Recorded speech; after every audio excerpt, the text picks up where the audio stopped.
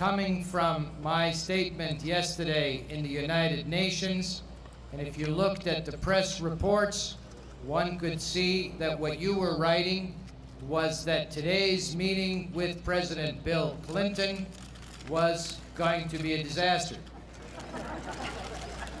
Так вот, не первый раз я вам говорю, что вы провалились.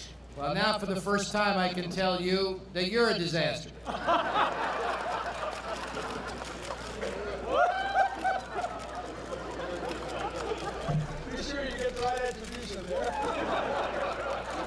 Я надеюсь, что мы правильно все это поняли.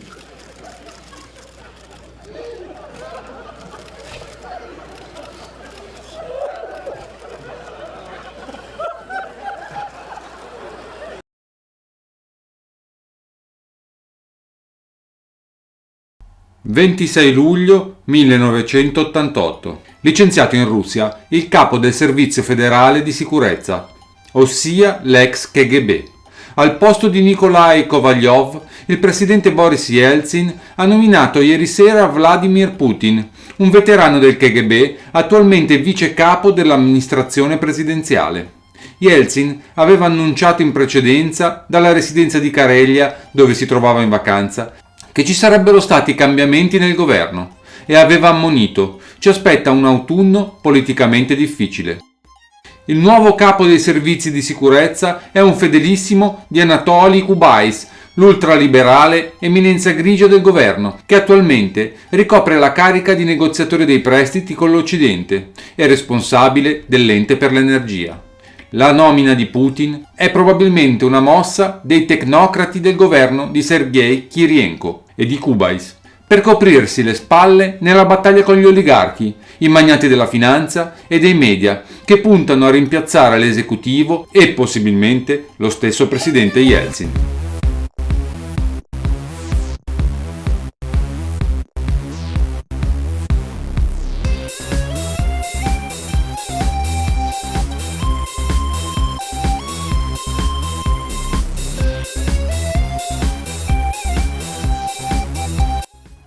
«10 agosto 1999. Appena 81 giorni dopo averlo insediato al governo, il presidente russo Boris Yeltsin ha licenziato a sorpresa il nuovo premier, Sergei Stepanich, e ha destinato al suo posto il fedelissimo Vladimir Putin, ex spia del KGB in Germania Est, poi vice sindaco di San Pietroburgo e fino al giorno prima capo al tempo stesso dei nuovi servizi segreti FSB e dell'influente Consiglio per la sicurezza nazionale.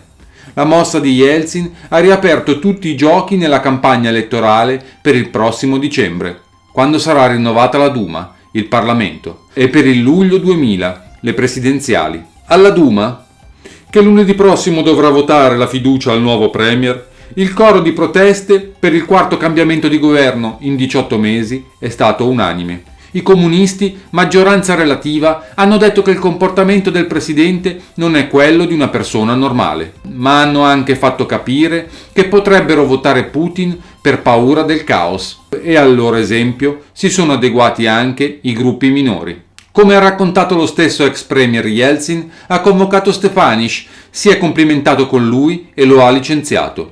Dopo aver nominato Putin a primo ministro, lo ha anche indicato come proprio candidato preferito alle presidenziali. L'ennesimo ribaltone politico a Mosca è avvenuto mentre il Dagestan, nel Caucaso russo, è sconvolto dai sanguinosi combattimenti fra l'esercito e i separatisti che puntano a creare una repubblica islamica. 10 agosto 1999. Il suo sport preferito è la lotta libera, ma per la magrezza sembra quasi un grissino. Da giovane è stato spia del KGB in Germania, certo non per tutelare gli interessi di Bonn, e da vice sindaco di San Pietroburgo, in era post-sovietica, si è distinto per aver favorito l'ingresso di aziende tedesche nel libero mercato della città. Potrebbe apparire un uomo che concilia in se stesso gli elementi più opposti di Vladimir Putin, il nuovo capo del governo della federazione. Eppure, nel suo comportamento degli ultimi 3 anni c'è una costante: la fedeltà a Boris Yeltsin, mai in discussione. Conosco bene Vladimir Vladimirovich, ha garantito il presidente ai telespettatori di tutte le Russie. raccomandandolo come candidato per la propria successione al Cremlino. La sottolineatura non era casuale, perché Putin non è un libro aperto per il grosso del paese. Soltanto negli ultimi tempi lo si è visto spesso in televisione. Per il resto, la sua personalità è riassunta in un soprannome, Eminenza Grigia. Il quinto cambio di primo ministro in un anno e mezzo conferma che per i piani alti della classe dirigente russa una fucina essenziale sono i servizi segreti. Dallo spionaggio veniva Primakov, licenziato il 12 maggio per essere sostituito con Stepanich, già capo del Servizio di Sicurezza Federale, FSB, l'erede del KGB. Stepanich è stato rimpiazzato da Putin, il quale è stato alla testa di questa struttura dal luglio 98 a ieri. Di servizi segreti si occuparono George Bush negli Stati Uniti, vari ufficiali saliti più tardi al ruolo di governo in Israele e in altri paesi. Ma in Russia la frequenza è tale da spingere a domandarsi se sia lo spionaggio una continuazione della politica con altri mezzi o il contrario. Di sicuro, delle elezioni della Duma, che secondo Yeltsin deve garantire, Vladimir Putin si è già interessato. In qualità di segretario del Consiglio della Sicurezza Nazionale, il 30 giugno ha affermato che esistono circoli in cerca di rivincita, decisi a lottare per il potere con metodi non costituzionali. Rivincita fa pensare che alludesse ai comunisti. L'unità del paese è stata minacciata, è stata la sua tesi sui movimenti separatisti. Tutto questo può ostacolare la libera espressione della volontà dei cittadini russi, ha messo in evidenza Putin, nato 47 anni fa nell'allora Leningrado, sposato, padre di 2 bambini. Il nuovo primo ministro si laureò in legge nel 1975. Invece di ricevere un posto in una qualunque azienda statale, come i suoi coetanei, venne arruolato dal KGB. Quali compiti avesse nella Germania dell'Est, per l'esattezza a Dresda, dall'84 al 90, non è chiaro. Di aver lavorato per l'intelligence sovietica è stato lo stesso Putin a riconoscerlo 9 anni fa. Tornato a casa, concluso un periodo da assistente del vicerettore dell'università, era diventato consulente dell'amministrazione comunale, guidata dal liberale Sobak. Non è un uomo del KGB, è un mio allievo, lo difese il sindaco, oggi nei guai per sospetti di corruzione. Nel 94 Vladimir Putin è stato scelto come vice sindaco della città riportata al nome di San Pietroburgo. Era uscito indenne da un'offensiva di deputati che lo accusavano di imbrogli su licenze di esportazione. Oratore modesto, lavoratore tenace, si è fatto notare per aver aperto le porte alla Dresdner Bank, una delle prime banche tedesche accettate nel paese. Nel 96 l'ha chiamata a Mosca da parte del potente Anatoly Kubais, prima per amministrare le proprietà del presidente, poi per dirigere il dipartimento di controllo che vigila sulle 89 regioni russe, e come vice capo dell'amministrazione. Che Putin fosse molto potente lo si era intuito in primavera, quando Boris Berezovsky, oligarca vicino a Yeltsin, si definì nel mirino dell'FSB per un attentato. Occupatevi dei vostri affari, lo redarguì l'ex spia, sottolineando che alla sicurezza ci pensava il direttore del servizio. Lo stesso che aveva confermato la validità di un filmato che riprendeva con 2 prostitute il procuratore Yuri Skuratov, artefice di un'inchiesta sull'amministrazione, con Berezovsky sullo sfondo. Colta di sorpresa dal siluramento del premier russo Stepanich, la Casa Bianca ha mantenuto un atteggiamento molto prudente. È chiaro, ha detto il portavoce David Levy, che è nelle prerogative del presidente Yeltsin fare questo tipo di scelte. Ha assicurato che nei rapporti tra Mosca e Washington non cambierà nulla. Noi, ha sottolineato, lavoriamo con il governo russo sulla base della linea politica e non delle persone. Clinton ha saputo del colpo di mano di Yeltsin ieri all'alba dal consigliere per la sicurezza nazionale Sandy Berger. Conosciamo bene, ha spiegato il portavoce, Vladimir Putin. È la controparte russa di Berger. Abbiamo lavorato con lui per il Kosovo e il suo approccio era costruttivo. Siamo sicuri che avremo buoni rapporti come li abbiamo avuti con Stepanich. 11 agosto 1999. Un nuovo primo ministro, sconosciuto ai più, che deve prendere la rincorsa per le elezioni presidenziali del 2000, avrebbe potuto inaugurare il suo mandato in molti modi, chiudendosi semplicemente in una stanza per mettere a punto la lista dei membri del governo, visitando un'azienda d'avanguardia o una fabbrica in crisi, per esortare alla speranza della ripresa economica del paese, restando defilato in attesa dell'esame in Parlamento sulla fiducia.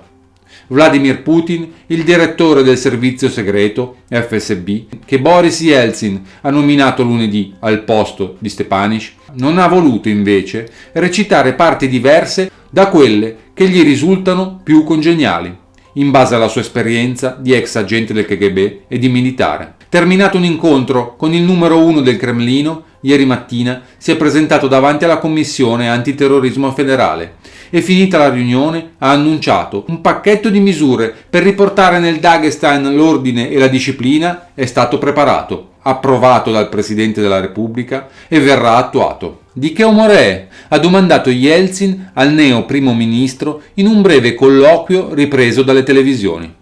Combattivo, gli ha risposto l'ex spia del KGB.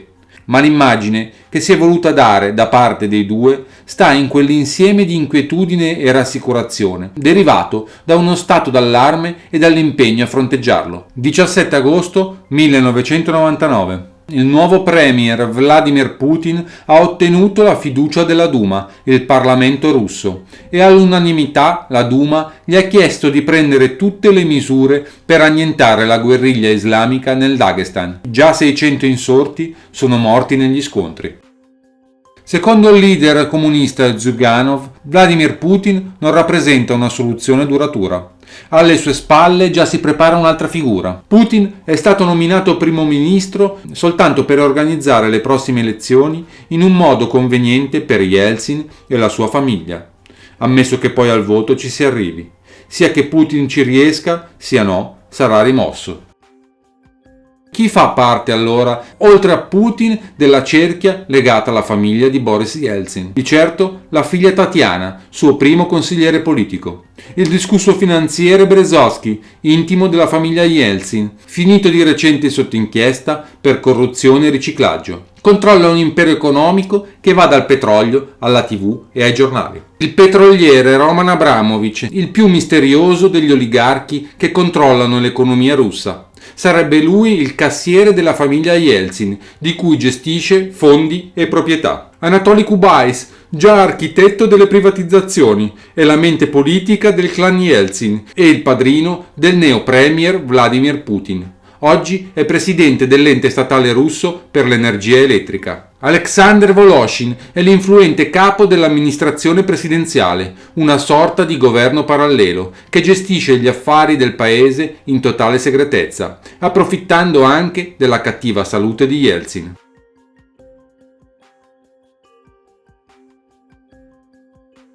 «26 agosto 1999. Berezovsky, l'oligarca vicinissimo al clan presidenziale, avrebbe esportato illegalmente tra i 300 e i 500 milioni di dollari dirottati poi su una società di comodo, usando l'Aeroflot, la compagnia di bandiera, per privatizzare denaro pubblico. Lunedì 13 settembre 1999. La corruzione potrebbe mangiare il cuore della Russia. Questo è il monito rivolto dal presidente americano Bill Clinton al premier russo Vladimir Putin in un colloquio a quattro occhi ad Auckland, in Nuova Zelanda, dove partecipano entrambi al vertice dell'APEC, l'Associazione Economica del Pacifico. Il leader americano, ha sottolineato il consigliere della sicurezza Sandy Berger, si è servito del primo contatto diretto con un alto esponente del Cremlino dallo scoppio del Russia Gate per sollecitare provvedimenti. Se non andrete a fondo allo scandalo, ha protestato Clinton, la democrazia e il libero mercato in Russia ne rimarranno gravemente danneggiati. E il presidente, ha riferito il consigliere, ha chiesto che il Cremlino affronti rapidamente e decisamente il problema. Putin ha dapprima cercato di minimizzare il Russia Gate, dicendo che si tratta solo di riciclaggio di soldi sporchi, che il denaro ricevuto dal Fondo Monetario Internazionale e da altri organismi finanziari non c'entra, che il governo russo russo vi è estraneo e che il fenomeno si verifica anche in altri paesi. Ha inoltre sostenuto che alcune delle accuse rivolteci sono strumentalizzazioni politiche e occorre distinguere i fatti veri dalle menzogne, rimproverando all'estrema destra americana di cercare di destabilizzare la Russia e invitando l'America a collaborare all'inchiesta. Ma Clinton ha risposto che fare giustizia è nell'interesse di Mosca e che le autorità giudiziarie statunitensi stanno già indagando. Putin ha allora promesso trasparenza. È confermato l'invito a Washington la settimana prossima di un'equipe di esperti che lavora in sintonia con i vostri.